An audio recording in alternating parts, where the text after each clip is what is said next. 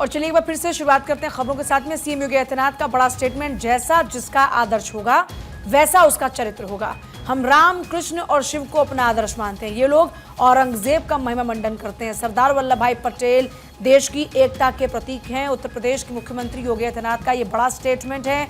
उन्होंने सरदार पटेल का जिक्र किया कि वो देश की एकता का प्रतीक के साथ ही वो कहते हैं कि जिसका जैसा आदर्श होगा वैसा ही उसका चरित्र होगा। ये उनके संस्कार थे। हमारे यहाँ हम विरासत को सम्मान दे करके अपनी वर्तमान लीडरशिप को भी सम्मान करते हैं और अपने पूर्वजों के प्रति भी सम्मान का भाव रखते हैं। लेकिन जिनके आदर्श औरंगजेब हों तो उनका आचरण भी उसी प्रकार का जरूर होगा और लोगों ने देखा भी अपनी आंखों से। आप क्यों कहते हैं कि उनका औरंगजेब उनके लिए आदर्श हैं? क्योंकि वो औरंगजेब को महिमा मंडित कर रहे हैं। वे सब लोग उस कैटेगरी में खड़े हो चुके हैं। उनके नेताओं ने मुंबई से लेकर के लखनऊ तक ये सभी लोग तो महिमा मंडन करने वाले लोग हैं। तो जिनका जैसा आदर्श होगा तो वैसे ही उनका स्वयं का चरित्र भी होगा। यही तो हमारी संस्कृति भी कहती है, शिवो भूत्वा शिवम यजेत। तो जो जिसकी पूजा करेगा उस जैसा ही बनता है। हम राम को आदर्श मानते हैं, कृष्ण को आदर्श मानते हैं, शिव को आदर्श मानते हैं, उनकी पूजा करते हैं, तो स्वाभाविक रूप से उनके अच्छे गुण भी हमारे अंदर उनकी कृपा से समाहित होते हैं। जो औरंगजेब को, बाबर को अपना आदर्श मानता होगा तो उन जैसे गुण भी उनके अंदर देखने को मिलेंगे और ये आचरण लोगों ने अपनी आंखों से देखा भी है और आगे भी देखेंगे। हिस्ट्री ये लोग जानते हैं। हिस्ट्री यही लोग जानते हैं जो जिन्ना को महिमा मंडित करते हैं। हमें याद है इसी उत्तर प्रदेश में हम लोग लौह पुरुष सरदार वल्लभ भाई पटेल की unity, run up for unity के कार्यक्रम के साथ जुड़ रहे थे। हमने पूरे प्रदेश वासियों को इसके लिए आमंत्रित किया था।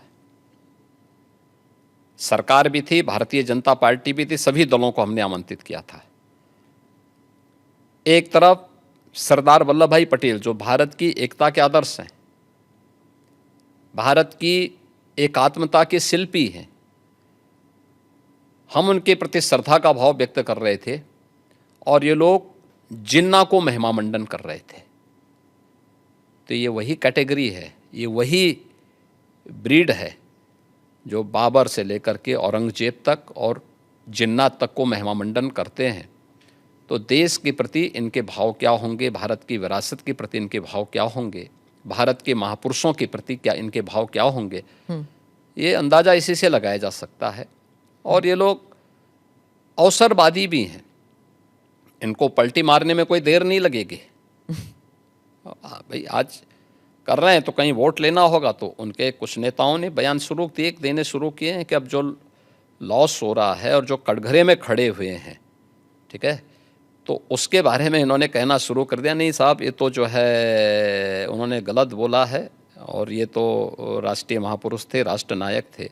राणा सांगा के इतिहास को अगर इन्होंने पढ़ा होता, वो महान योद्धा जिसके शरीर के घाव इस बात को बताते थे कि इन्होंने भारत की धर्म और संस्कृति को बचाने के लिए उस समय किस प्रकार के पराक्रम का परिचय दिया था।